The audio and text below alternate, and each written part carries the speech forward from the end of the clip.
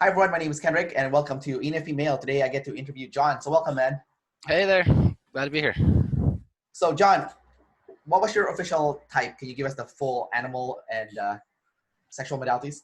Yes, so it's a Ti-Se, so like an ISTP Yeah. with consume, and then flip it into play blast with sleep blast, and then masculine, physical, feminine with the tribe.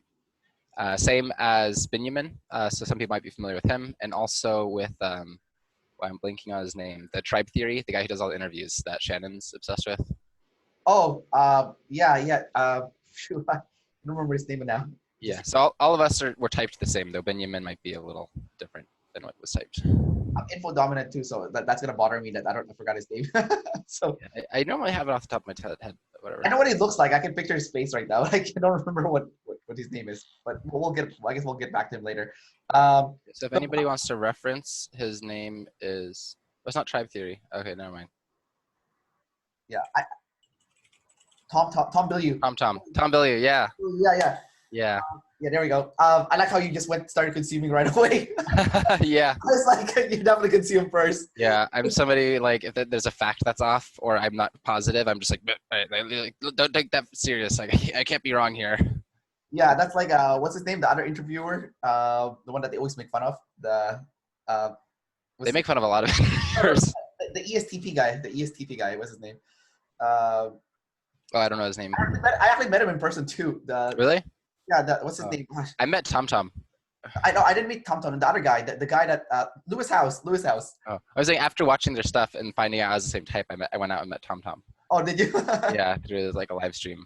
Was it the same? Like, did you feel like similar? Well, I didn't meet him in person, and it wasn't like as direct, but I just thought it'd be interesting. But I realized that like he's in LA and I'm here. I'm planning to move there, then I'll get to know him better. Oh, cool! You can At least I'll try if you want, potentially.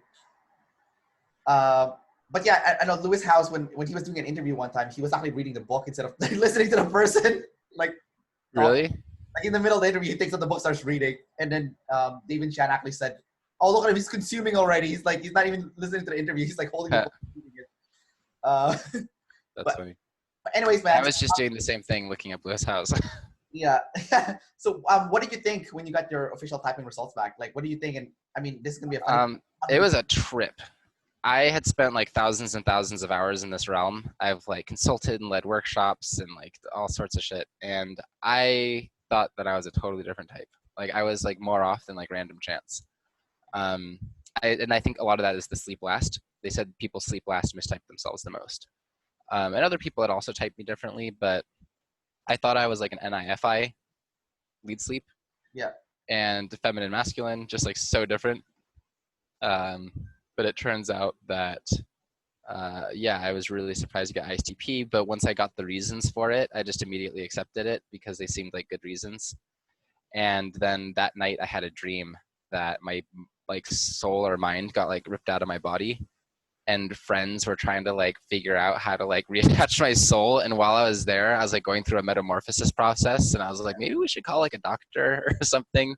Yeah. And then when I got reattached, I had the new identity of an ISTP, and I was like on drugs in the dream for a couple of days as I was like readapting to life that way. And then by the time I woke up, I was like an ISTP. Oh my God, that's intense, man. Weird. Yeah, that's also very NF too. That's awesome. Yeah, not very subtle imagery though. Yeah. But okay, this is gonna be a funny question. How did you feel when you got your typing results back? Fuck you. I didn't feel anything. I don't remember. I just remember the logic. Gotcha. But inside joke, everyone. Yeah. Yes, ISTPs are unaware of their feelings. I remember just being all like, whoa. Huh. So, what are some of the problems that you have as sleep last? Oh God, how much time we got? So sleep last, I mean, it's nice in that like I'm getting stuff done somewhat. Still low blast though, but it creates a pattern where I kind of just like wake up and start doing things like immediately, and I don't really like plan ahead or prioritize that much or organize in general, being low Ni single activated plus sleep last. So basically what happens is that like sometimes I can like have like really unproductive days or like start all these projects that I realize aren't what I should be working on. Not that I can't finish them, but I just like didn't even prioritize them right in the first place. So something I've been doing like every day for half a year now is like meditating, which helps a lot. So if I meditate in the morning, I usually have a lot more control over my life and I can like kind of think deeper and be more organized. So that's a good tool. And I've also been trying to like not constantly be consuming. Before, if I was like cooking or going on a walk, I'd have an audiobook on and like constantly be learning. And now I'm realizing that it's better to know like less stuff that's more useful and actually know it than to just consume everything and forget it all because of SE. Like saviour SE is not the best memory. Um, so I think that I'm taking more time to just kind of think or be still or like process and think. Yeah. Gotcha. Did you ever find yourself having trouble with your identity, even though you're an ISTP, because of that sleep last? I'm curious about you're also sleep last, so I wonder if you should also weigh in on these. Sorry? Or I said you're also sleep last, so I wonder if you should weigh in on these or if people have already seen that about you. With your what you just said, or what? Yeah, because you're also sleep last, so your opinions are just as valid. So I'm wondering if you should also weigh in, or if the viewers already know everything about you. I mean, I've talked about it numerous times, but I'm pretty. Okay. I'm sleep last, but actually, when I got my typing results back, they were surprised. They're like, "You're sleep last, but you can use sleep." So I took that as a compliment. That I was able to access sleep even though it's fourth. So like when people, I think what bothered me as an info dominant then is that like people would say, "Oh, missing sleep or missing blast." I'm like, no, it's not the fourth. Your fourth animal is not missing. It's there. You can use it because I can use it. And I've interviewed people. There's some people I've interviewed who can use their fourth animal. How do you use the sleep? My sleep is Fe+Se. So pretty much SI is also reflecting back in the past and using my Fi to see how I felt based on memories that has happened to me already. Like I'll give an example. Like one time I was at work when I was working at this office. I was doing like I was working in a mail room and sorting mail and incoming packages from different banks, and there's this one guy that just like rubs me the wrong way. Every time he talks to me, I just feel triggered, and like I didn't know why, so I started processing how I felt, like he's like, okay, he said this, and why did that trigger me?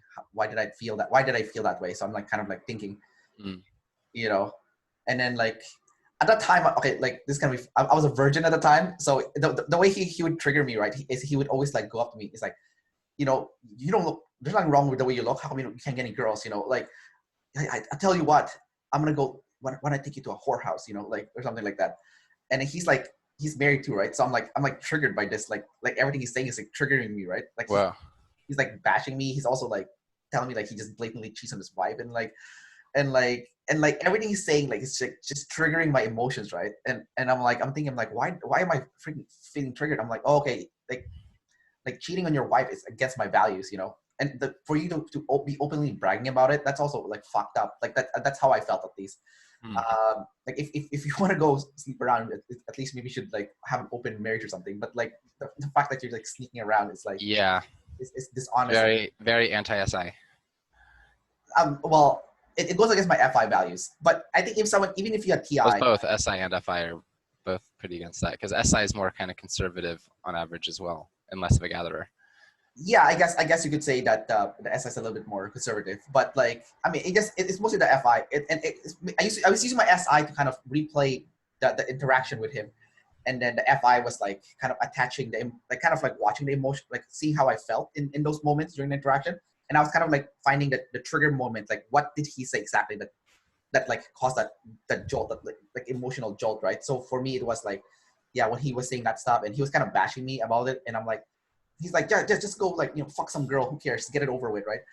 And then for me, because I had like FI, so for me, I'm like, no, that goes against my value. Like I don't want to use my V card to just any girl. Like I want to find someone that I actually like and like care about, and then like for me, it's important to lose it to someone that's important.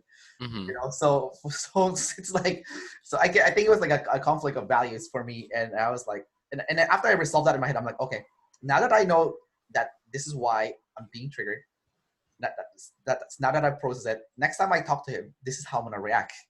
So it's kind of like I'm thinking now how I'm gonna react to him. So next time he said that he does this again to me, and I'm like, I just told him, you know what? I don't care about what you say. You know what? Just fuck off. You know, that's what I said to him, right? And then he stopped talking to me since that day, and I'm like, I felt better afterwards. So, Wow.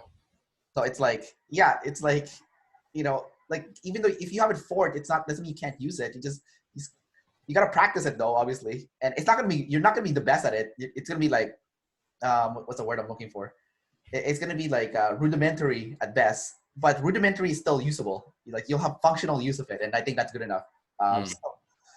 So like I said, I can like I said, when people say missing fork, you have it. You know, don't make excuses that you can't use it. You know, go freaking practice. You know, like you can do it. You know, especially the more you get triggered, the more you can, the more you get access to it. Yeah, pain is growth.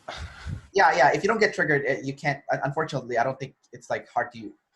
Like I feel like there's like a force field, and this is gonna be very NF, but there's like a force field, and the only way to break through that force field to let you access that fourth animal is like massive pain. You know, like the more shit that you hit against, like the more like that you're gonna get that you're gonna break through the wall. Like you'll be forced to. You have no choice.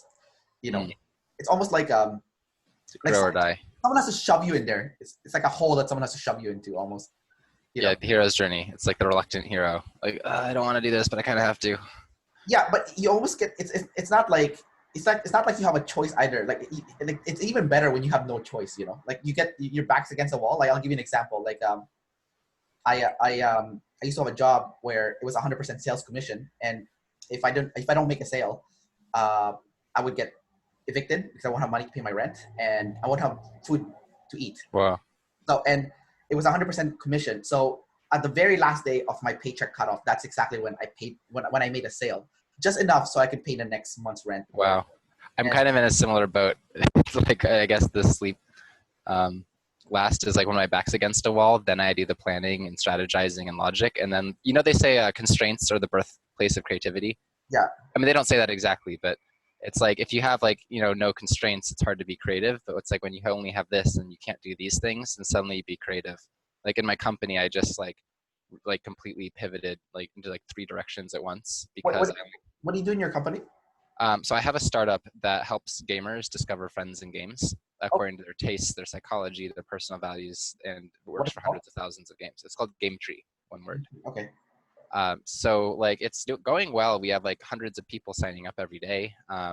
But what we've been having problems with is long-term retention, and we keep trying to find ways to like force long-term retention. But the thing is, we matchmake so well that it's kind of a problem, and I don't want to do worse matchmaking, which would be good for capitalism, like dating apps and stuff, just to like force people to stay on longer. Yeah. So we're doing these other things, and I realize we just need to like scale horizontally at what we do best and matchmake for everything, and not just focus on gaming, and then sell the gaming segment to this company that we were gonna like do a big deal with to become like Facebook for gamers. But they like got paused last minute because of long-term retention, and I'm like, oh, I'll just sell them the segment and then focus on curation, which is the thing I love and is a bigger opportunity, and still get to taste the upside of this thing and kind of be set for life a little bit, like if this is going through. And it wasn't until like a few days from now I wrote like this is the last of my money for the company, and I don't know if I'll like for sure be having more. We have maybe an investment coming in, but it's kind of like back against the wall where I'm like, okay, like last minute, like I really have to figure this out or we're screwed. And this has happened over and over and over again where like we're within like a week or 2 of death and then like figure something out the last second. And a lot of it's kind of like sleep strategies. Okay, so I have 2 questions for you when it comes to that. Number one, is the company, is it similar to that company Razer or whatever? Like Razer makes hardware. But they have communities now too, right? And oh, I don't know. So this is kind of, it's basically for finding gamer friends or people to play games with for any game. Yeah, I heard Razer's doing that now too. Oh, I had no idea. Yeah, like I'll look into that. I saw the interview with the person that founded it, and I'm like, oh my god, he built like a massive community, and that's how they got the long-term retention too. Huh. Yeah, so we do need more social features is basically where we need to go. Yeah. There's a couple 100,000 people that have signed up at this point, but I'm not as much like the social features person. I'm more the consume. Like I want the social features because of my weak FE and double activated, like it's craving that, but I'm not the one who knows how to like architect that and do it right. I'm a good consumer and I can TI logic stuff and I know how consume should work better than anybody. on like a logical scale. Like I kind of just see how things are and be like, oh, it'd be more efficient if you do this, this, this, and this, and like nobody's doing any of them. What don't you have someone that like a double decider that can help you with community stuff? A little bit. We have a marketing. No, he's lead FE. Lead FI. Yeah, Yeah, we're all lead like tribe people. Yeah, that's a problem, man. You don't have any double decider. You need a double decider in there for like freaking community stuff. Well, most of the team is engineers, but yeah, that's a good point. I thought that like an ENFJ would be good for community stuff. Oh man, they're okay, but they don't compare to a true double decider, man. Double decider, they're balanced with self and tribe, so they know what's cool. You know, they know what's working, what's not. Yeah, you're right. I need to get a double decider. Yeah, get like I don't know. Catch. There's a lot of double deciders, man. You can't mess up. It's easy to find them. You know, just flip a coin. Yeah, it's like half the type. I'm actually shocked that you only hired half the type. That's why I think from a hiring perspective, you guys there is a variety in a lot of different ways. It's hard to hit every possible axis and type. But that's half the types is like a double decider. Even like, you know, like. Yeah. Like it's not like we've never had double deciders. It's just right now, I don't think we do. That aren't engineers. Okay, I mean, you could find an ENTP or something, or like, you know, like it wouldn't be hard to find like a double decider that can do engineer stuff. You know, like. Yeah. You know, like what's the guy's name? Neil Tyson deGrasse. Remember they had like that interview with him and like the other INTPs and stuff, and he was the only one that understood in the stage that if no one cares about your logic if it's not cool, like that's what pretty much he said. Is, you know, like he was the only one that understood, and they all were shaking. Yeah. That's my trouble is like being a saviour TI, like I can like logic the shit out of anything, but I can't make it like sound cool. I don't know how to like add art and roles to it. Yeah, but it like I said, if you get like an ENTP or something, like they understand your point of view with like the logic and stuff, but they also understand like the tribe and self and stuff and the real shit. And all right, next hire is going to be an ENTP. It's a joke to them, right? I'm like, dude, this is like the no-brainer, right? But that obviously give them that position because then they know their shit, right?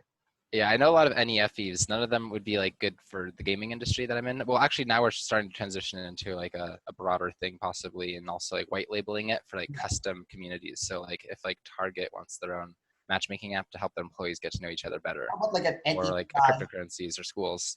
Yeah. What about like an NETI double activating FE, like ENTP? That would be a really good. I like that, and also my blind spot is NE because it's my 7th function. So it's like knowing people's intentions and like things like that. So yeah, an ENTP would be really great to have on the team. Yeah, but the TI could still talk to each other and I won't stupid zone them. Just interview all the freaking ENTPs in like op, you know, like hire one of them or something. Yeah, good point. Yeah. Okay, that's cool, man. Anybody watching this, reach out if you're an ENTP. So you were saying earlier that your problems with your company is like a reoccurring problem. It's like there's like a pattern that it's involved. So I feel like if you have an NE user, it's like they could find a reoccurring pattern. They can consume it, you know, because it's reoccurring. You just mentioned it, right? Actually, I think an ENFP would be better if it's marketing, and also STP and NTP kind of clash on how they build because one's top down and one's bottom up. Yeah, well, I mean, I don't know if you know what's his name, Evan Pagan. He's like the big marketing guy. Like he works with Tony Robbins and a lot of people, but Dave hates him, right? Anyways, he in his online course, because he makes like shitload of money, like I think he made $15 million in sales already. He said that the person that I hired that's in charge of all the hiring for my company is an ENFP. He said, I will never, when it comes to hiring the right staff, he said, it's always an ENFP. The ENFP, it's like when you have a business, he said, your first job, if you want to find someone to do the hiring, you need to get an ENFP and outsource that to them, and they'll do magic, you know? I actually have a good ENFP friend who's like pretty legit, and he's super on board for the next version of this that expands out. So that's good. Cool. You have a buddy. Yeah, happy about that. Yeah, you hear from an ENFP too. You talk to an ENFP, so like you see, you already get like a lot of learning a lot of stuff from a different like angle. Anyways, thank you for this good consume. Sorry. Thank you for this good consume and play. Yeah, for sure, dude. But like, let's go back to you again because we're getting off tangent a little bit. But so you have play as a savior. So do you feel like having play and blast double activate FE, you get less tribe hate as a result? I mean, I've definitely had it, but I get less than possible. Because like I know some, for example, one ISTP who's the same as me, but he has sleep energy, Yeah. and he was in the Marines, and I met him while like backpacking in Mongolia, and he was telling me about how like in the Marines he had like so much trouble with his like squad and his unit, and like he was like just not getting along with people. And I went through Army Officer boot camp, Is and it I I? had something similar. Is it But ISTP also?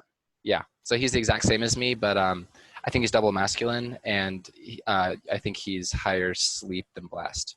So his Fe is it's not double activated then. Yeah, correct. So I'm saying that he's similar to me, but he had worse troubles in the military. I had troubles in the military because like technically I was like almost like a prodigy. Like I won or completed every single event the entire time. Some of them records, Yeah. but I was still rated like a below average leader by my squad mates. Oh shit. And it's like, when it was other people's turns, like I could see the puzzles and I know exactly what to do, and I would be like, oh, like can I share an idea or like tell you how we do this? And they're like, no, like it's my turn. And it's just like, I don't care whose turn it is, like it's about getting the mission complete, you know. Yeah. But still, like probably I could have approached FE better somehow to like not make them, like maybe I could have like indirectly led them, or like made it like not seem like just kind of shitting on their intelligence to not figure things out as well. But yeah, the FE is a problem for sure, but it's not as bad as that one other ISTP. It sounds like it's the EJ trying to say like it's my turn. It's got to be fair, you know. Like, and Yeah, I don't think they were all EJs, but like considering the results that I could create, but to also be rated below average was like frustrating because I'm like, I need to be like top I one. think what they said is like, you know, the EJ is more like the general, and then like the IP is like the hero, and like, you know, so that's why you were so good at the obstacle course, because you're like the, like you would be good like as a commando, you're like a solo man mission, you know, kind of deal. That's actually kind of true. Like I grew up playing airsoft, like airsoft, like I would win like 80-90% of games. I was a good strategist, and if people listened to me and executed, I would run off solo lone wolf and get like crazy kill death ratios. But Yeah. like I'd have like really creative, like, you know, like tactical stuff, like people would do distractions, or like I'd throw rocks and shit like that. Um, and then in martial arts, like I skipped a belt, which had never happened in the dojo that I was at.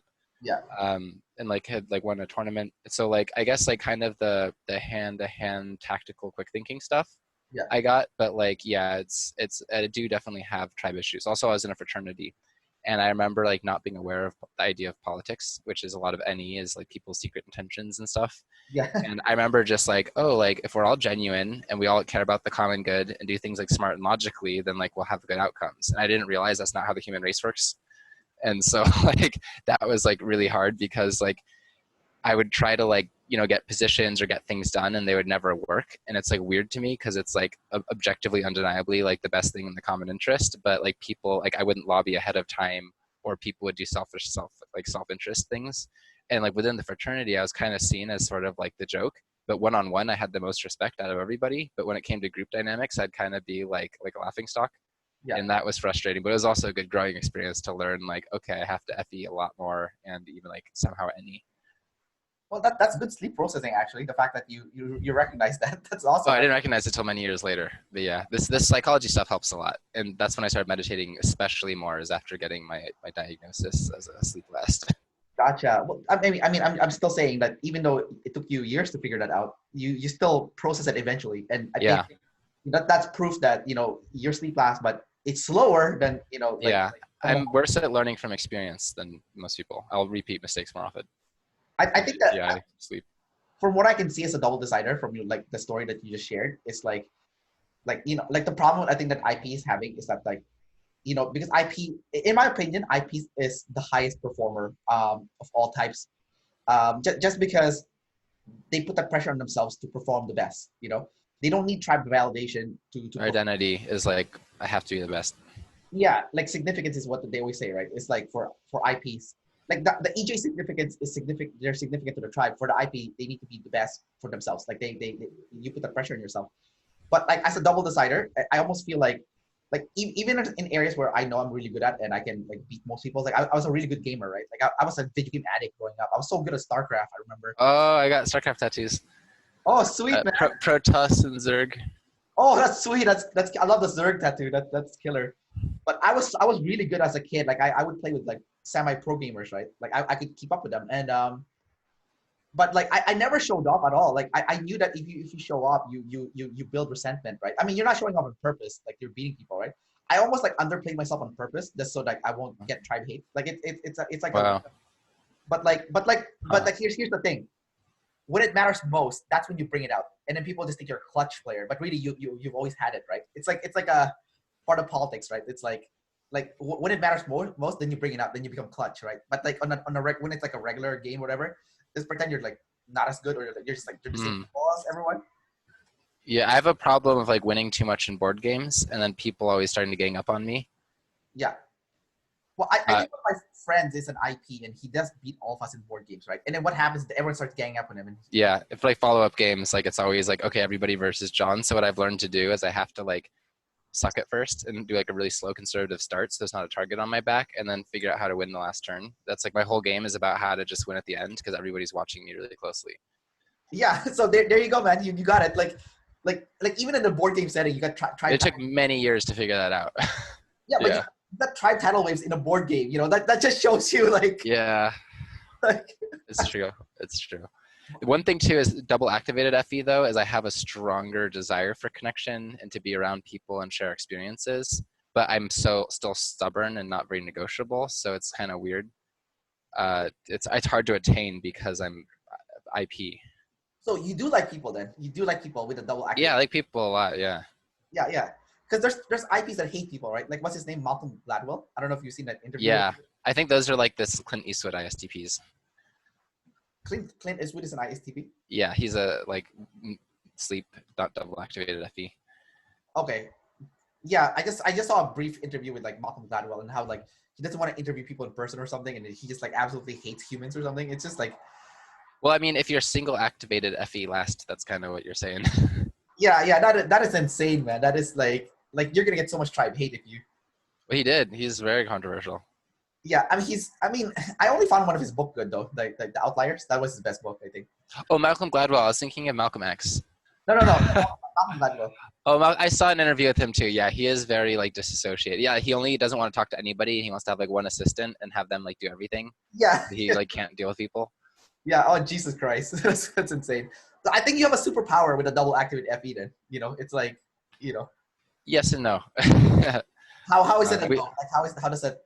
Well, it's like it creates the glass lizards, like the people who are double activated last. I think that's glass lizard.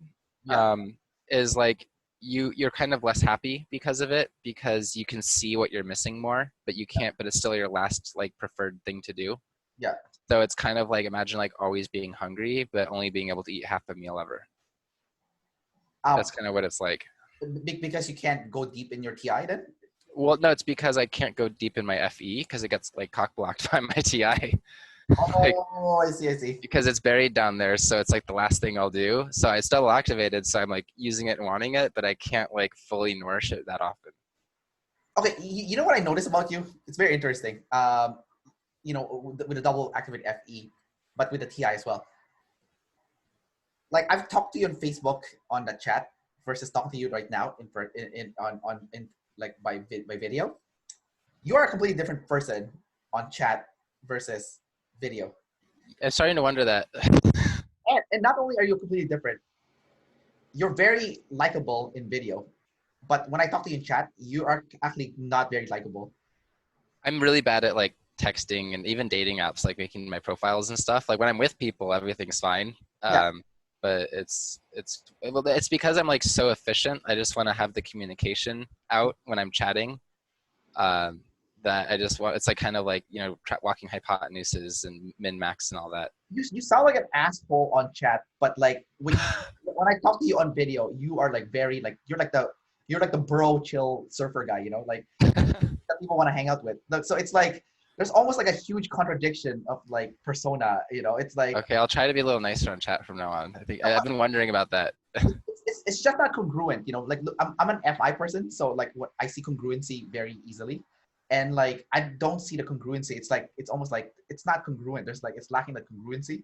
Well, part of it is I think maybe this is like hypothesizing is that having like FI last, the eighth function, like there's not a lot of like emotion coming out, and like it's like everybody has emotion, I just don't notice it, and you can see it when you're with me, but when it's just text, it doesn't translate to just texting. That's just a more like kind of logical to a computer sort of process. So I'm maybe I'm like kind of feeling and have an attitude that's more positive, but in text it just comes out like a TI blob, a TISE ST report. Seriously, man, you only have to do 2 things on text to make whatever. You could say the exact same thing that you said. Add a smiley. A smiley. You just need to add 2 things. The first one is exclamation marks. Okay. Instead of period, you put an exclamation mark. Okay. And the last is thank yous. That's it. That's it. Like you add those 2, and it's like a completely different. Thank yous are unnecessary. Unnecessary. Okay. Yeah, but no, but are we looking from it from an efficiency standpoint or effectiveness standpoint? Because from an effectiveness standpoint, you know. Good point. Yeah. You know, that. I don't know. Just You're my new coach. just saying, dude. Just saying. You know. Actually, ENFPs and ISTPs, at least according to C.S. Joseph, are kind of like covering each other's blind spots a lot. So maybe we should like trade coaching or something. For sure, let's do it. But I have so many ISTP friends, man. I don't even. Okay. And actually, now I have my ENFP friend too, who's like might be joining the company. So I guess that kind of might cover that. Yeah, I don't know. I don't know how it happens too. I'm like, why do I always end up with the same people, like as friends? You know, like I have shit of ISTP, INTJ, INFJ, like like INFPs. Like, those are the friends I make. They're always there. And then when I get ENFJ clients, they usually like leave. They go away. Like, so INFJs, C.S. Joseph says, are like very like able to be like taken advantage of by an ENFP. Have you ever found yourself like accidentally doing that? I take advantage of INFJs. Yeah, because INFJs are like apparently able to be like sold like kind of on pyramid schemes and things like that, and ENFPs are like the best at kind of like seeing all the angles and like being pizzazzy. My experience with INFJs is that they usually beat everyone. They're so smart that they can beat everyone, but their weak point is ENFPs. Like that's what I'm wondering is like, do you feel like you're like strong against INFJs? I have never lost an INFJ. Okay. I'm just gathering data here. I'm not trying to brag or anything. I'm just saying from like a factual standpoint. But I always lose to ESFJs. Really? Like games or just in general, like different things? Like in life, like if someone were to kick my ass, it's usually an ESFJ that has kicked my ass. I cannot win against them. ESFJs are so easy to me. Yeah, for you it is, but like everyone has a blind spot, right? Like so. Yeah. Wow. ENFP's blind spot is ESFJs, in my opinion. Because they're gonna be conservative and they're gonna out-tribe you and stuff, and not like move very easily. Well, like there's certain times where like when you work with them, it's collaborative. Like with ENFP, ISTP is very collaborative. Even INFJ. Well, no, I'm like ENFP and what's his name, and INTJs is very collaborative as well. When I work with INFPs, it's also collaborative. But when I work with ESFJ, it's not collaborative. I'm in the bottom of the totem pole when I'm with them. Like they have pure advantage. First of all, they have FE first, and they have SF first, right? So I'm already losing in that sense because I'm not sensory oriented. Number one, and number two, they have sensory as a savior, and also SF as a savior. So they're more likely to shame me to the tribe when I'm not doing something cool or something that's not tribe appropriate, because I'm FI, right? So everything, and because it's SIFE, it's also very controlling. And as an EP, don't control me, bro, right? It's like Oh, but it's a double-edged sword, right? You both kind of cut each other. No, I cannot beat them. It's like okay. I've tried already. I've tried to fight back. I just like you just like evade. And I'll tell you all the weapons they'll use against me, right? First of all, they'll socially shame me because of that FE first, right? And they'll do it in an indirect way so that like people, if I accuse them of socially shaming me, they'll be like, I never said that, but they did. It's just indirect because it's FE, right? Like they're not gonna. Oh, like you can't put your finger on it. Yeah, because like it depends how people interpret it, right? Like obviously it's a backhanded comment and it's clearly to shame you or to lower. With the EJs, they like to put people in a social hierarchy, right? So with just one word, they've knocked you down several totem poles already within the tribe, right? And because I'm double decider, I'm aware of what's happening too, right? Like if I was an IP and an EJ did that to me, I would have no clue, right? But like because I'm a double decider, like I know that they're doing it. It's also so they're using control, number one, and then you downward spiral. Yeah, it's like downward spiral too. So it's like every time I've lost in life, you know, whether that be like, Yeah, one advantage of like how like sometimes I can be like socially retarded is like not being aware of the status stuff and like then maybe me doing something stupid but not realizing it, and then I do something good and then it's like I redeemed myself because I didn't even like and like get down for like fucking up. yeah, and that's good. I think that's a power of IPs is you can just be yourself at any given time, and it's bad sometimes you do something dumb that like, you know, trips you up, and then sometimes you do something. Sometimes you're just straight up wrong and you're so sure you were right and you're just like, oh, I was like way too confident about this. But this is what I like about IPs. The fact that you're so, I mean, I'm not saying the word selfish, but like the fact that you're just so you at any given time, that when you're acting selfish, the people in the tribe already expect it. Like, because, you know, the how you act when you That's first, a good point. like how you act when you first meet people, it's kind of like how they expect you to act later on. So like when you're acting selfish, they're like, oh yeah, it's just, you know, it's just John being a selfish asshole, right? But like, it's just, that's what he does. He's a selfish asshole, right? But when you do nice things to them, it's like, wow, it's like a treat, right? Yeah. I But can see that being more true of like a not double activated FE, but still true. yeah, but like if you are like an EJ and you're always killing yourself for people, and then suddenly you become selfish, now you get double hate, right? Because now Yeah. people, it's like It's a, like unexpected because it's all about expectations. And if this darkness comes out and you're like, whoa, like I thought I knew you, I'm betrayed. yeah. But I think an EJ that like does IP stuff, like I'll give you an example. Like I know an ENFJ who is deathly afraid to do anything by himself, right? Mhm. He lives here in Vancouver or in Canada, but one of his dreams that he's had is like to ride his bicycle around the whole planet Earth, like the whole diameter of the planet. Well, And he actually did it. He did it. And it was the one thing that he was afraid. It wasn't the journey that he was afraid of. It was like the fact that he was alone. He didn't want to do anything alone. He's a wow. pure EJ. And the fact that he did it, now he's like the biggest hero in our city. Just because he started a nonprofit organization right afterwards, right? And the fact that he became that hero. So imagine EJ being a hero, right? It's like an IP being the general, right? It's like Hmm. now you're in the right role, you know, like you. That's kind of funny you mentioned that because like growing up, I always assumed I'd become a general, like ever since I was born, basically. Well, It you're running a just company now. You are a general. kind of, yeah, yeah. It's part of it. I think is IPs. Like we're very aware of what we want, what we think is right, like our own strategy. And so when you have that kind of clarity, like people follow things that move because if people don't have as much confidence or as strong of an idea, then they'll just be like, okay. And then so you just kind of like do stuff and then people are just like, okay, like, and then it just sort of like aggregates. I think what bothers me is that most bosses are either IPs or EJs too, because you guys are more concerned with the people. Like on Mm. all my workplaces, all my bosses have been an IP or EJ. I do prefer to work with an IP than an EJ. No offense to my EJ bosses, but like uh, because the EJ kind of like expects me to kill myself for the tribe, and I don't want to do that. But like with the IP, when I tell them I'm going on vacation or whatever, we're like, oh yeah, man, go.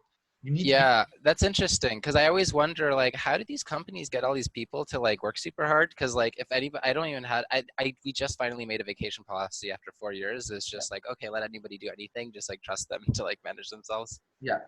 When it comes to like some of the work I can micromanage because my TI gets a little hardcore, but if it's like more emotional stuff or like fluffy, then it's like not caring. Well, like I noticed with when I have IP bosses, let's say I go on vacation, right? Then I come back on my vacation. They actually want to know what I did on my vacation. They're actually curious. They actually want to consume, right? So usually a lot of IPs are consumed high. They're like, so where did you go? And then they'll actually listen to me. They're like, that's interesting. That's a place I would like to go to as well. You know, because I travel a lot. Like I've been to 89 countries, right? Like, What the fuck? 89? yeah, man. Like, Yeah. my team to every single country in the world. That's Wow. my mission. I've been to like 40 or so, but lived in a bunch.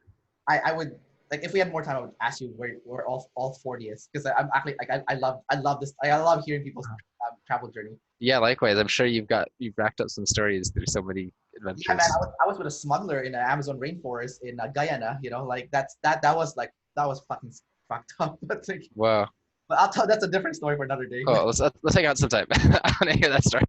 Yeah, we'll chat later, like for like outside the interview. But like, let's go Okay. back to you again. Your blast is really good, dude. It's NF blast too. So like, you're talking a lot about like energy and personal development and stuff. Like, what's your experience? Oh, that makes sense. I hadn't like realized that before, but like a lot of people think I'm spiritual. I do a lot of spiritualist things. I try to pursue it, but like I'm a strict rationalist. But I think the NF blast is what might be doing that, giving that impression. Yeah, man. Like Conor McGregor, dude, he's like always blasting about like the secret. I don't know if you read the book, The Secret. I'm aware of it, but that would make sense that he would do that too. Huh. Yeah, he said his sister gave him the book, and then he didn't want to read it because it's like woo woo bullshit. He said, and then his sister kept harassing him to read it and like watch the video on it. He's like, finally, he's like, okay, fine, kind of like shut you up, right? I'll go watch it. And he watched it and he read the book and he's like, oh, I think there's something to this. And he started practicing it, and he said he visualized himself being like the world champion, and now he's the world champion or whatever. And Wow. There's a book called Becoming Supernatural that has a bunch of data about the woo-woo. Yeah. And I spent like literally like hours researching the author and the criticism and stuff before even deciding if I'd read the book or not, just because like I just had a well, it's like I've only gotten in a little bit. I have a problem of like wanting to consume too broadly. Yeah. Or I research what to research like as much as I actually spend researching. Ergo, like starting a company for like better to like reduce the amount of time that takes and just feel more comfortable that I'm consuming the right thing because I value it so much. Gotcha. But the things that like I haven't gotten into deep yet, but the things it's about are kind of like things like The Secret, about like, you know, visualization and repetition and like things like that, and how like studies, but I don't know how legit the studies are. What's the name of the book again? Becoming Supernatural. Okay, I need to check that out. Yeah, if you decide to read it, let me know, because like I'd be more motivated if I had someone to discuss it with, because of my lacking sleep. Like I learn a lot better through like talking and doing things. I'm gonna go write it down right now. Becoming Supernatural. Becoming super. So the whole book is just like all these woo-woo things, but like the science behind them. So it's like both like kind of like helping convince you that they're actually real, and like how to do them actually to like be able to become supernatural. I think I was talking to my fellow NETs about like NF, like woo stuff, and there's like we said that we have like a boundary where like if you cross it, now it's woo land, but before that it is useful. So I feel like maybe this book, I'm gonna go check it out. Yeah, that'll help you a lot as an NF to be able to articulate some of the stuff. Well, I'm an NT ENFP, right? I'm a jumper. I'm NET, right? Oh, okay. I didn't know that. Yeah, man. I'm NETE, play, blast, consume, sleep. Oh, okay. Masculine, feminine. So, like I have savior blast and savior play. Okay, I can see that. The play energy lead. You did mention play energy lead before, but I didn't like fully dive into it because it was like strung into other stuff. Okay. Yeah, like I'm the random, like. Yeah, I think I was just biased because your channel is ENFP male, and I wish there wasn't even 16 types. I wish that instead of ENFP, you would just call it the first 4 letters because it's just more efficient. It's like you get the functions, you get the jumpers, and it's the same amount of letters. Yeah. Are you sure you're not energy dominant? Like you're so obsessed with efficiency that like I'm a little bit like. Yeah, well, it's I guess maybe I don't know. Information dominant because I can get into a playful state, but I tend to take the information like really seriously. Okay, I'm just like, you're obsessed with energy a lot. Are you sure you're not energy dominant, like efficiency and whatnot? And anyways, I just thought it was kind of interesting. Your play is super good, and it's SF, and it's very like. Can you tell me your experience with SF play? I guess they're both double activated, so that might be part of it. I like doing things with people. For example, like if I'm watching like Dota esports, or if I'm like doing things, I like the idea of having people with it. So maybe that's a part of it. But I don't know how, like, it's weird too, because being a Saviour Ti is like very not SF, like kind of double activated. So there's sort of like, that's the glass lizard thing, where like there's a big difference between like theory and reality, or like what I think I'm doing and what I'm actually doing, or what I think I want, what I actually want, stuff like that. So I think I have a strong like desire and need and do things a lot, like interacting with people. I'm for an ISTP, I'm fairly active on social media, but I'm still like totally like IP about it as well, where I'm like, you know, saying the truth too hard, like, you know, calling things out, or like not posting a lot of kind of like certain kinds of things, or like I don't know, it's a weird relationship. Yeah, I don't know if that answers your question. Well, I have a lot of follow-up questions now based on what you said. So the first one is SF is very like is very good for attracting attention. Like Conor McGregor, for example, he's very SF. Yeah, all the Instagram influencers are like SFs. What's that? Like most of the Instagram influencers are SFs. Yeah, but like Conor McGregor, for example, he's lead SF. You know, with the play second, but he's an ISTP like you are. The other ISTP that's also getting a lot of attention is John Jones. He's also an ISTP with, you know, play savior. I know you're looking him up Yeah. but like, How did you know? I saw the pattern already. Like, but you know, so and they're both like the top of their game. Like John Jones is like the best, you know, light heavyweight champion of all time, right? So you're saying I don't actually have to be the best if people think I'm the best. Interesting. Well, you don't need people to think you're the best. I mean, they kind of prove that they're one of the best, but their demeanor is also very likable too, right? There's like a, you know, when you have SF, you come across very like fun, you know, like very like a lot of SF people, they do a lot of dumb shit, but like the dumb shit is like entertaining dumb shit that people, Yeah, like TikTok. yeah, TikTok is very SF. It doesn't have to be like, you know, like your like not like your version of SF. It could be a different SF, but in general, SF people are good at like getting attention. And like my SF is double masculine, for example, right? So I've noticed that when I bring out my double masculine sleep SF, people think it's hilarious, right? You know, like I'm actually like thinking about it right now. It'd be really nice to have like an iterative generative report that would just like give you like, oh, you're lead TI, so here's a statement. Because it's wired to this, here's a statement. yeah. You know, like you've seen those before, probably in different ways. But it would be really cool to see a version because you're good at connecting the like animals to like the masculine functions, the double activations, and like kind of like the layer that's like beneath what you kind of see the most. Yeah.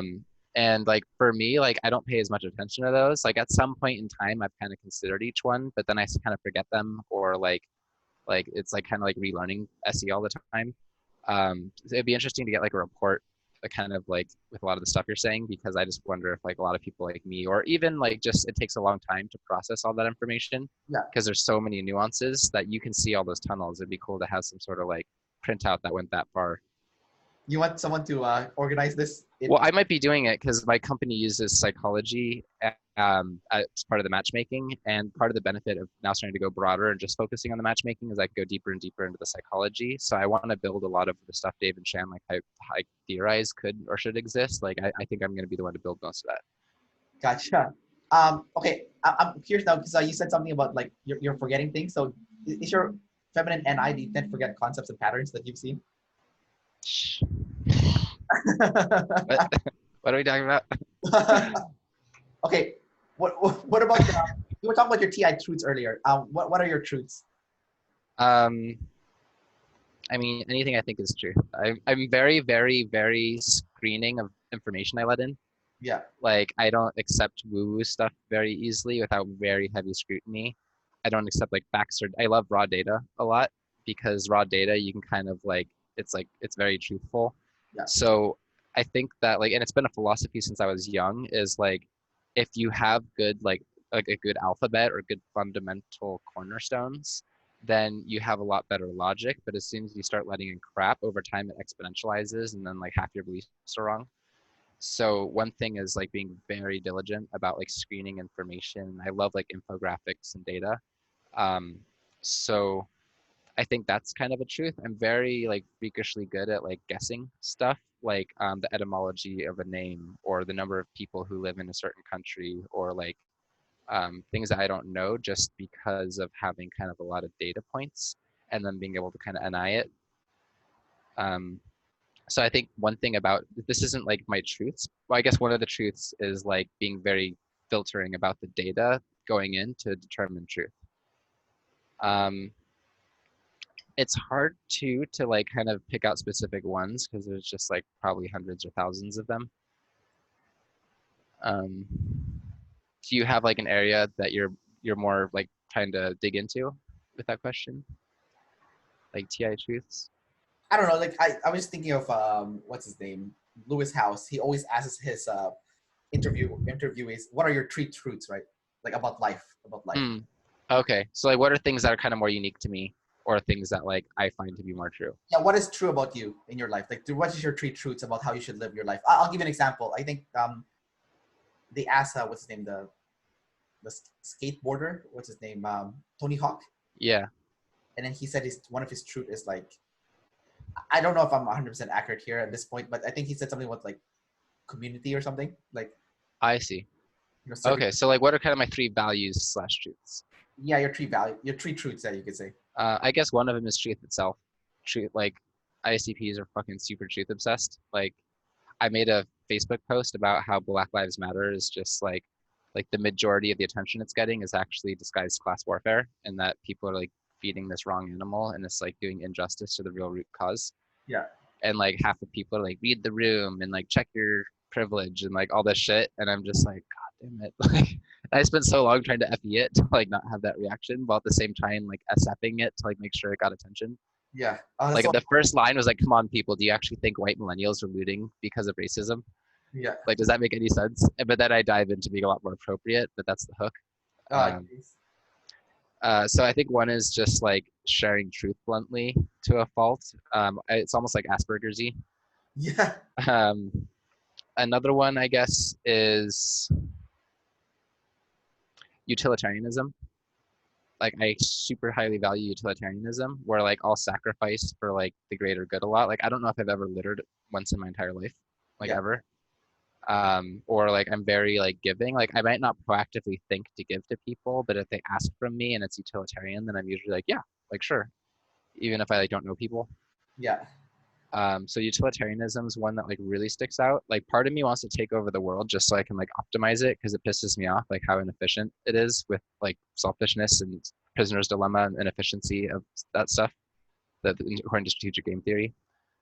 And then I'd say a third truth is, When you were talking about efficiency, I was thinking of some really messed up things all of a sudden. oh yeah, Yeah, because you're talking about like utilitarian. I can't pronounce it.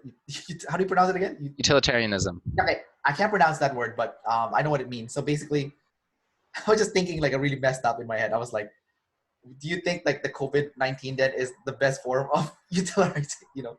Actually, in a way, it kind of is, because it's only killing like 1% of the population, and they're the people who are mostly the old or the weak. Yes, More exactly. so the old, and they're living too long, they have too much money, their values are out of date, and the time they're creating a lot of stress on society. So it's not like the worst thing. Like, yeah, it'd be better if they didn't die, but like, I think people are overreacting to it, and we shouldn't be shutting down like the entire economy. Well, because like you know, when they created the pension system, it was meant for people to live like 10 years after 65, right? And Yeah, not 100, and like you know, like a lot of yeah. countries having And not only that, but the older generations, like disproportionately in all of American history, have never owned such a bigger share of the wealth. yeah. And they also like got us into a bunch of debt that we're not going to get to pay back. And they just kind of like fucked us really hard, and it's kind of annoying. So like, now they're just all looking out for them. They sunk their claws into the world. I could go into like a deep tirade about like explaining why the world is the way it is on like deep levels, explaining everything and what to do about it and how we fix everything. But like, that would be a whole lecture. I like how you just how you just proved that you're definitely an IP, because the obsession point was on the people, you know. Oh yeah. That's not how I would even look at it. I would look at it as a system, right? But Well, the system creates the people, so they're intertwined. You can't blame them, but you also can. It's like a paradox. Yeah, I guess so. Yeah, I guess so. Because they're just byproducts of their environment, and we'd be doing the exact same things. But at the same time, in a realistic sense, like, yeah, they fucked us. Yeah. They are fucking us. I would never blame them for that per se. I would blame the system, but you know, like I said, it's you know, it's like a double desire versus double obsession. Yeah. But part of it is like, yeah, but yeah, you have to do both. Yeah, but like, I see where I'm emphasizing them. But part of it's like, you know, there's an emphasis in your point of yeah. view. Well, Yeah. part of it's that they have to take more personal responsibility for stuff, and also we have to get like mad at something. I agree with the personal responsibility. I think there's a definite lack of personal responsibility. That pisses me off the most. Anything like, if anything, I want to start my own country where the main tenet is personal self-responsibility is number one. You know. You know, that'll be the third truth, is not being a victim and being responsible for the world. Yeah, self-responsibility, and there was another one. Victims are the worst. Self-sufficiency, I think, is a good one. Yeah, I care less about self-sufficiency than self-responsibility or like victim mentality, because like, honestly, like I fucking hate victims. It pisses me off. Like, all the like complaining and the weakness and like safe spaces, and it's just a downward spiral. But people can't take responsibility to grow, and I think that's one of the things we learn the most from this personality psychology. You know, like we're talking about our sleep energies and all that, and if like we don't take responsibility for like fixing those things, then like we just don't improve, and then we're just crappy people. I agree with most of your statement except for the weakness part. I think that I don't think you can get strong until you've acknowledged your vulnerabilities, and until you acknowledge your vulnerabilities publicly. I don't think we can't acknowledge them publicly. I think you're right. Yeah, totally. It's like vulnerability is strength. It is. So that I mean, that's why I said I agreed with all your statements except for that, like that one little part here, because I was like, I don't think there's anything wrong with acknowledging that you're weak at something, or like saying publicly that you're weak at something. I don't think that's wrong. I think that's good, if anything. But I guess you could argue that's also self-responsibility, because then you're yeah. It's like, yeah, because like what happens a lot, especially like young people, is they're peacocking like super hard all the time. Yeah. Like I just talked to one person yesterday who said that she like became a compulsive liar because like in high school, just trying to like, because people were like wealthier, showing off and just trying to like kind of like seem cool, and then became a compulsive liar. Because they're pointing fingers. It's not good. Yeah. You're info dominant, so how much does it piss you off if someone is lying?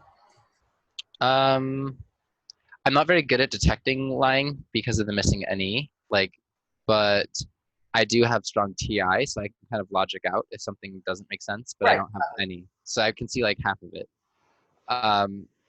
Lying, like, it depends what it is. Like I can appreciate that there's some lies that don't matter. Like if somebody's like saying that their grandma's doing fine even though she's suffering because she wants to spare your feelings, you know, and there's nothing you can do about it. Yeah. I mean, like I'm one to just generally tell the truth, and it doesn't even occur to me to lie. Like I don't even think about it. But I think it's just the results, like a results oriented lying is like what are the impacts of the lies? I want to ask you a question that I spoke to with Rob yesterday, the ENFJ that I interviewed. We talked about the difference between TI and FI, and the biggest difference that we kind of were discussing was that for people with FI, socializing is personal. So if I'm spending time with someone, you know, grabbing lunch or dinner or whatever, I'm not going to do it with just about anyone. I will only do it with someone that is my friend or someone that I respect. While with people with FE, they don't seem to give a shit about that. As a matter of fact, for them, socializing is such a casual thing, you know, like I'll socialize with anyone. Socializing is not a person. Interesting. Yeah, they tend to like make friends with like bartenders and waiters and like stuff like really easily. Yeah, and then also when it comes to working, I noticed that a lot of people with FE would like take someone out for dinner first, you know, to like get to know them first, or like go for lunch with them first. I would never do that. I don't want to socialize with you first and like make sure that everything is happy first before we can work. I just want to get down to work, and if I don't like you, I don't want to spend time with you outside work, right? But I noticed that people with TI, for them, work is personal, and they're not going to work with just about anybody. For them, they're going to make sure that this person is the kind of person that will be the best for this workplace, because for you, work is personal, and who works with you is a personal thing. Would you resonate to that? Like work for you is personal?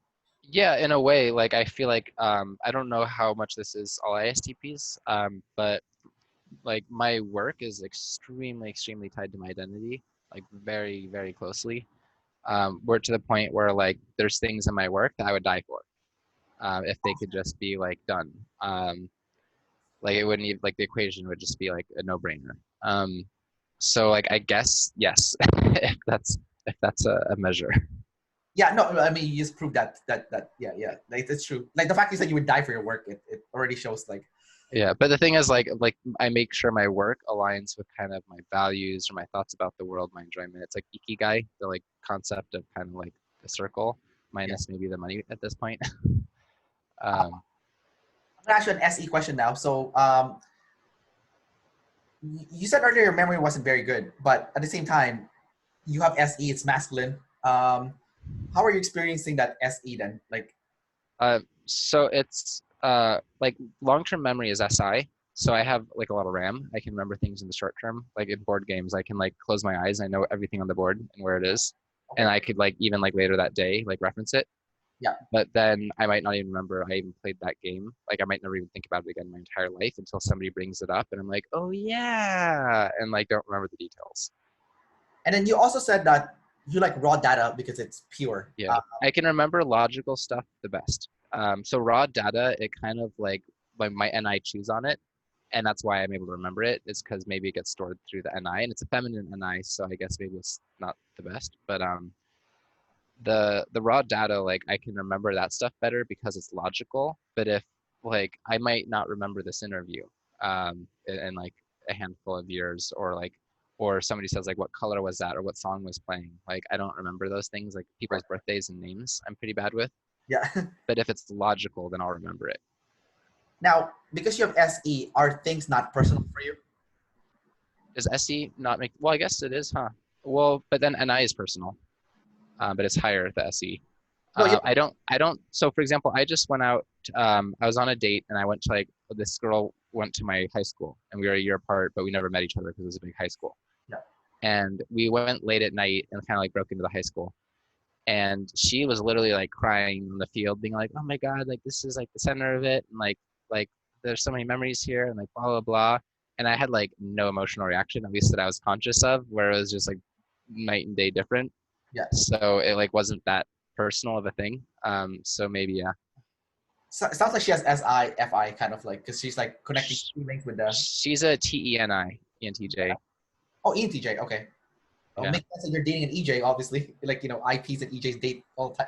Do they? My last girlfriend was a ESFJ, and then or I had a long distance INFJ relationship and then ESFJ. So they're all extroverted deciders. Oh, a lot of EJs then. Like even the INFJ is probably like the EJ version, the EJ, the Yeah. IJ. I also like I get along well with SFPs, like ESFPs a lot. Um, Okay. I'm starting to get kind of bored of them, but when I was younger, it was more fun. You're getting bored of ESFPs? How come? What do they do? Well, it's like we're kind of similar in that we're both like risk takers and easygoing and stuff Yeah. like that. But ESFPs, like they don't have as much like for me to munch on with my TI. Okay, I see. So they can be fun for like experiences, but not for like long experiences or like certain experiences. So I think what I'm trying to see here is that ESFPs are good to party with, but like when it comes to like like a day-to-day friend, they're not someone that you would hang out with because You said it, not me. was that. I said you Well, said it, not me. I'm just saying what my NE. But I don't conclusions. what's that? But anyway, so you're also an EP. You're an IPEP. So do you have a little bit of that "don't control me, bro" syndrome? Like you don't like being controlled, don't like being told what to do. Like freedom, don't like being restricted. I don't care if it's logical. Like it doesn't affect me. I'm impartial. Like I actually prefer to be controlled if it's like if it's good control. Okay. But if it's not something that my TI, my masculine lead TI, I'm double masculine in my top two functions, and Right. ST is kind of like the male, like the kind of like grr, like barbarian.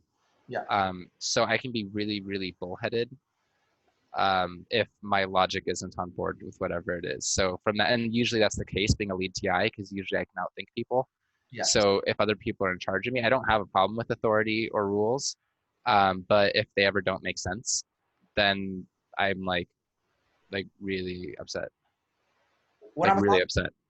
when I was talking to Rob yesterday about your access that the being an EP as a double observer, he said that with the TI people, you don't like when someone tells you like the SI and TE, like this is how you should be doing the work, and then here are the steps. Like apparently, your Yeah, people like you don't like that. ESTJs can piss me off.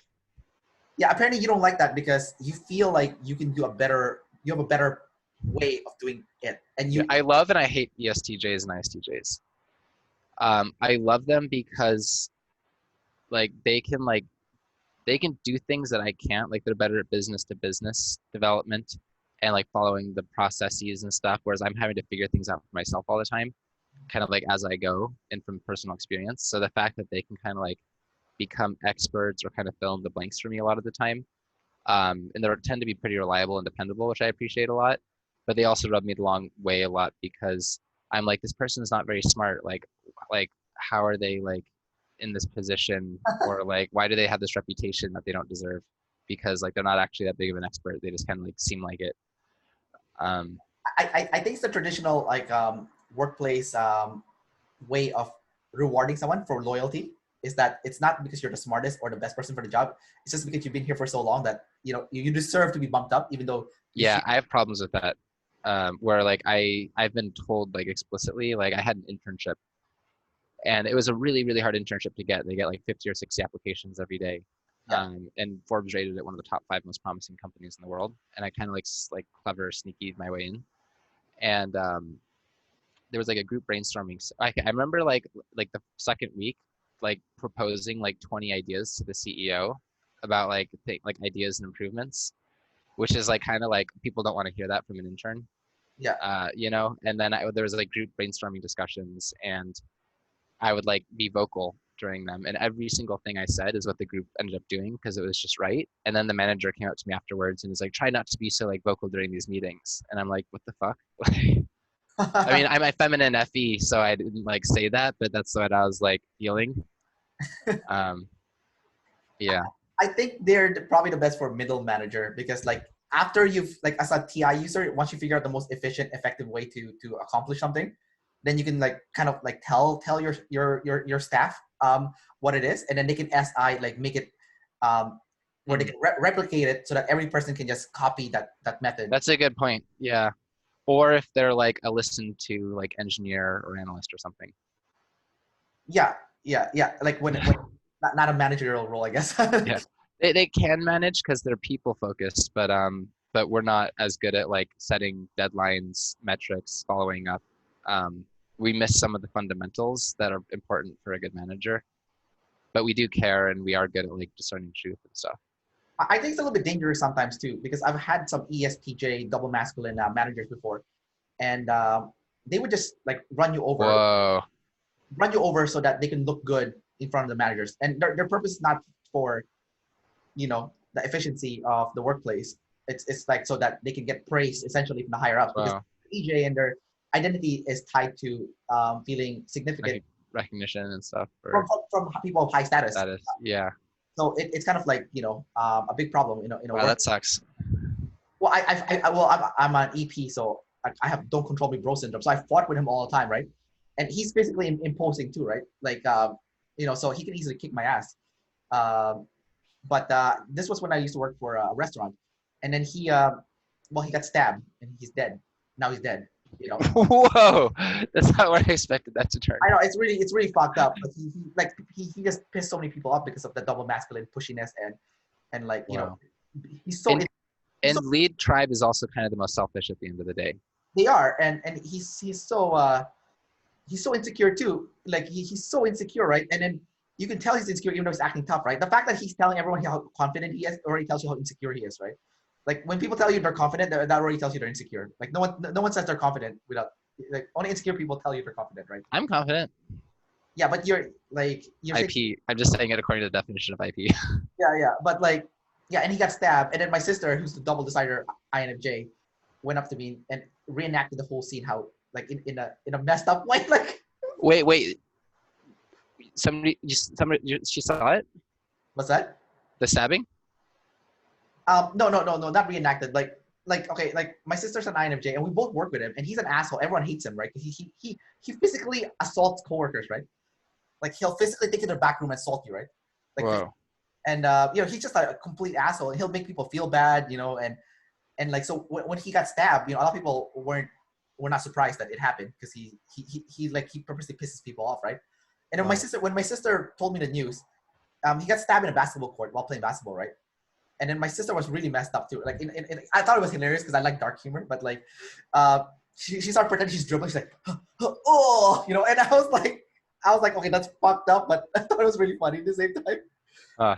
And to be honest, like it's gonna be messed up. I didn't feel bad at all because I was just like, you know what, better off without him. He probably had it coming to him because he kept like screwing people over. If you were nice to people, I don't think that would have happened. But it's really messed up. Man. Yeah. It's a messed up story. It's like, whoa. Anyways, dude, I have two last questions for you and we'll wrap up this interview, okay? All right. So, the first one is, what advice can you give to IPs, especially ISTPs, who is getting a lot of tribe hate, and like, what can you do to use that FE better? Because you have double activate FE. Oh, good question. One thing is actually like value it and spend time on it, especially like it's like a missing sleep energy. You tend to kind of just do things, and to spend more time kind of like planning or processing before like posting stuff or saying things or creating initiatives, I think is a big step, because like a lot of it just doesn't occur to me, especially at a younger age. Like I would just like not even think about it and just like speak the truth, because I'm like, oh, I wouldn't care, I just accept truth. But like that's not in reality how like groups respond to information if it breaks traditions or goes against people's self-interest and stuff. So I think like one thing is, yeah, just like kind of think about how you're going to sugarcoat and frame stuff, like how to SF it, especially like FE it, to kind of make it like sound better, because even though you might be right, it's not maybe going to be the most effective compared to somebody who might be like worse with an idea or a movement if they can like lobby it or make it sound cool or fun. So like actually pay attention to those things, maybe make friends with people specifically who can kind of like help you plan those things in advance if there's something that can be outside the moment or can give you feedback later, because friends are good for honesty. Good friends are good for honesty. um, I had one more thing and I forgot it. You said something that I thought was interesting, but it flew out of my head, so I'm kind of annoyed now. Damn gatherers. What's that? So damn gatherers. Yeah, it just flew out of my head. I'm annoyed now. But anyways, it had something to do with your FE. Oh, right. Okay, I remember now. So I like what you said about. Yeah, go ahead. You go first. Also, NE for ISTPs is also tricky. So especially if you're missing sleep, it's going to be hard to like take the time to notice like certain nefarious forces that just like shouldn't be there according to like our truths or our value system or our mechanics of how the world works. So you know, meditating is like really useful, because you can kind of like start to think like, oh, like I think like this person's doing this, or like, oh, I should actually like plan a birthday present in advance for this person instead of just like last minuting it. And so like sleep energy can work well with the FE as well to kind of show thoughtfulness too. Like ESFJs with high sleep can be like super sweet. Yeah, that would be good. The one thing that I like about what you said earlier, which is flying out of my head again. Oh, I just remembered it, and now it's flying out of my head again. It's so annoying. All right. So you said that you can say things that are true, but if you sugarcoat it, it makes it more effective, or something like that. So I like that. Like you can be you can be right, but not offensive. Like there is to cushion the blow. Exactly.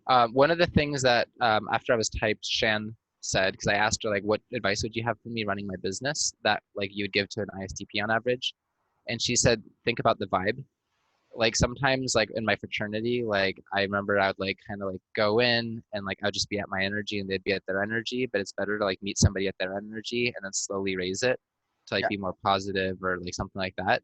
And like for us, we're kind of so rooted in our own selves that we can kind of miss that. So that's one little thing. And then also alongside that, the vibe is like in my company, like the features work really well, but it doesn't seem as fun, or there's all these frivolous things that to us seem unnecessary but are actually like half of the picture that we're missing. Yeah. Like for example, like I think like Instagram is stupid. Like it, as a social network, like it's way worse than Facebook. Like the amount of functionality you have, it's like it's so stupid to me that people don't have Facebook, but they do have an Instagram. But it's because Instagram is way more FE-ish, and people are like, oh, like I like the vibe, and I'm just like, it's so like fucking inefficient. Well, have you read the book, The 7 Habits of Highly Effective People? Yeah. Remember what they said in the book? Like when it comes to people, you can't be efficient. You can only be effective. Yeah. And then there's a project manager who is FE in the company, and I've been like letting her kind of just do things like, for example, during winter and spring, like we now have like online status icons where you can pick to have like a snowflake or like a plant, or like you can kind of like customize those things. Yeah. Whereas to me, it's like, oh, there's core functionalities to like help people find friends and like discover games that like we could be better at. And like, why are we doing like icons? But after getting the advice from like Shannon, I'm like, oh, like I think like Instagram I'm Yeah. like more open to those things. I'm finding they're pretty effective. Or having like Easter eggs for Easter where you can discover Easter eggs in the app. Like to me, that's like not something I'd ever think of like or prioritize doing. Yeah. But I'm valuing more now that I realize that I'm biased. Yeah. Well, that's good, man. That's part of the hero's journey, right? So you're, Yeah. yeah. That's I've never grown more in my life than I have in the last like 9 months or whatever since getting my type. I think it's good that they gave us like a roadmap too, so we know what to follow. Right? Yeah. Yeah. Yeah. And I thought I was a totally different type too before, which is like What type did you think you were? I thought I was an Ni+Fi. You were I, touching on INTJ. yeah, kind of. Um, but yeah, totally wrong. And then my last question to you is: we have functions that are all our functions are completely different. Do you have any questions about functions you don't have? Um, I mean, besides like, what planet are you from? Yeah, like about like Ni, Fi, Te, or Si. Um, I have questions, but I feel like it would be like trying to like speak to an alien. Like I've heard the things described in different kinds of lectures, and I can see it in people. Yeah. Um,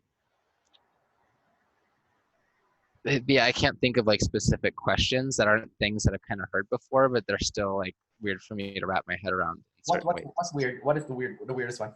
For example, like Fi to me is weird, in that like all of them are weird to me. But Fi is weird where it's like you have your personal likes, Yeah. right? And it's like your emotions. Yes. But like as a Ti dominant, it's kind of like, well, I should do things based on what's logical.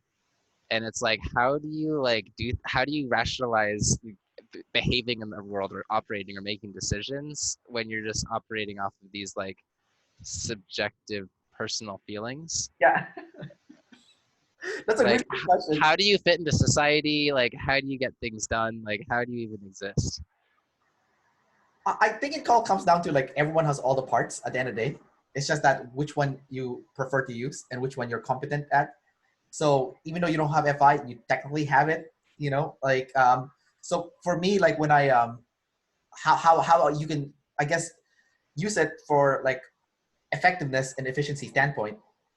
I'll use my INTP friend. So one of my best friends is an INTP, um, and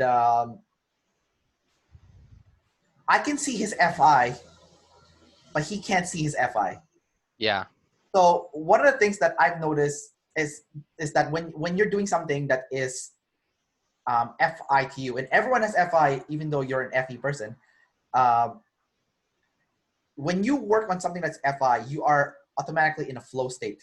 And when you're in a flow state, your work level is more efficient because you're now entranced in whatever activity you are participating in.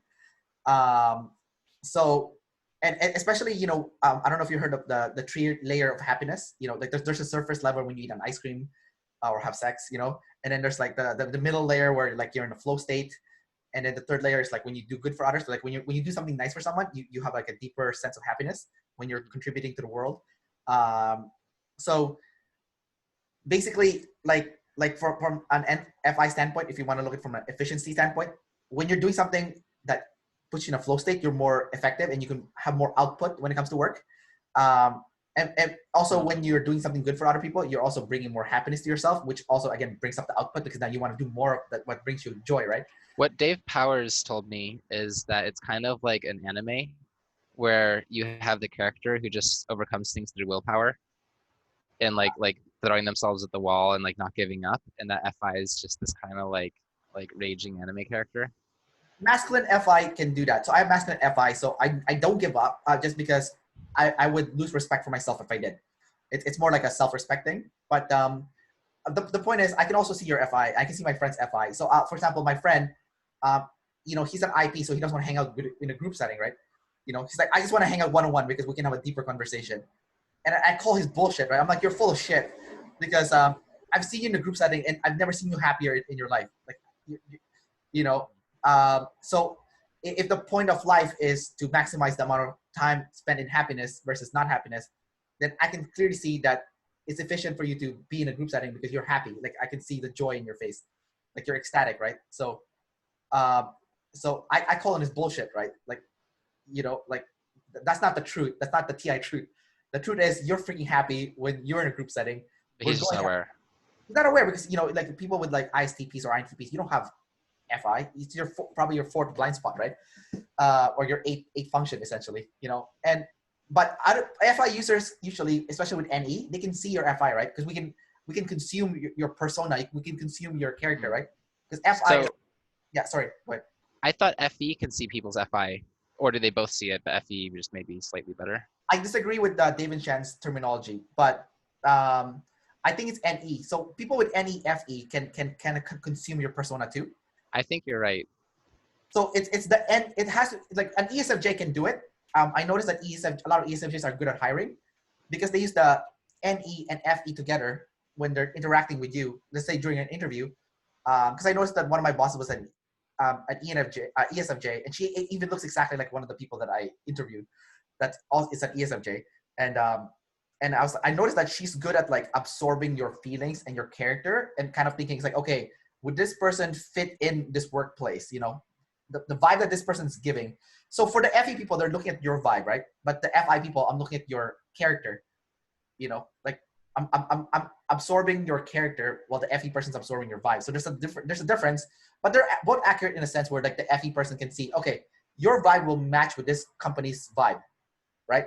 Well, for me, I'm like, okay, your character, I can see you as a good employee because these are your attributes that you bring to the table, you know. And based on your attributes, I can see you being the right fit for this position. So there's like a difference, but they're both good. You can't go wrong with having either.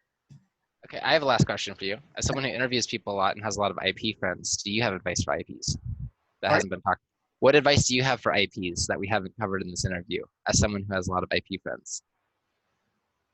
I want to go back to my friend, the INTP guy, because I think he also met David Chan, right? Like we went to their meetup in Seattle together. I brought him with us, and not all IPs are like this, but I did notice that for IPs, the more you take the time to even do a little bit, you used to do a little bit of this, right? Do a little bit of, I'm trying to look for the precise word here. Common courtesy. Like common courtesy. Because the problem with IPs is you become so offensive at not even acknowledging common courtesy, you know? Like, and what I mean by common courtesy is like, IPs clearly like people. Like not all IPs hate people. Like Malcolm Gladwell is he's a freak, right? He's not normal, right? But yeah. Like, I noticed that a lot of IPs actually like people, but they're blind to what people think of them, and they're also blind to what people like feel about them or think about them. Yeah. And at the same time, people can't read your mind as well. So what I'm finding with IPs, whether that be an INFP, INTP, whatever, is that we can't read your mind. We don't know that you care about us or the tribe. All we know is that you're a selfish asshole. We can't get a hold of you. And when we make plans with you, you're a fucking diva, and you have no, this, I don't like this, or this doesn't work for me. There's so many criteria, right? Like you can't like just like compromise with the tribe and say like, and pick, okay, like maybe pick two things you won't compromise on, and the rest you can just be like, okay, you know what? It doesn't have to be perfect. Just it won't be perfect. You're ruining the vibe by getting too technical. You're ruining the vibe, and also at the same time, like these people are your friends. You like there are certain things when it comes to friendship that long-term friendship has a massive benefit versus someone that you could. I feel like a lot of IPs, they feel like people are replaceable too. But there are certain things that is more efficient also with the long-term friendship, because you know how to communicate people that, like, let's say you have a friend from high school, right? Like you don't have to explain anything to them. They kind of know you already, right? Mm-hmm. You know, like you kind of can go straight to the deep layer and just talk about like the deep stuff right away, because you already have the pre-established relationship, right? So, but you're gonna lose that relationship if you don't nurture it. And the way you nurture it is like, you know, once in a while you go out of your way to message them. You don't wait for them to message you. Yeah, I'm gonna do that after this interview. Yeah, and it's not I just realized there's some people I haven't checked in with in a while. Yeah, it could be something simple like, hey man, you want to go get coffee sometime? You know, and I noticed that IPs actually love that one-on-one hangout. I've recently been complimented as someone who can like maintain relationships. But for me, it's mostly driven by like someone being local or having a common project. But without those things, it like doesn't even occur to me missing sleep energy and being an IP. Yeah, like my INTP friend yesterday, like he's a complete dick asshole, right? But like he's my best friend growing up also.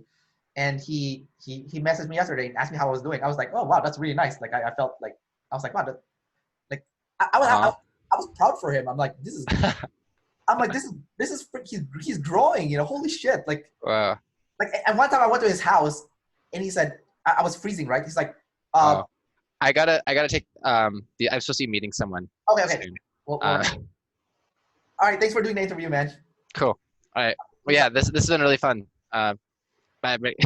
Peace out.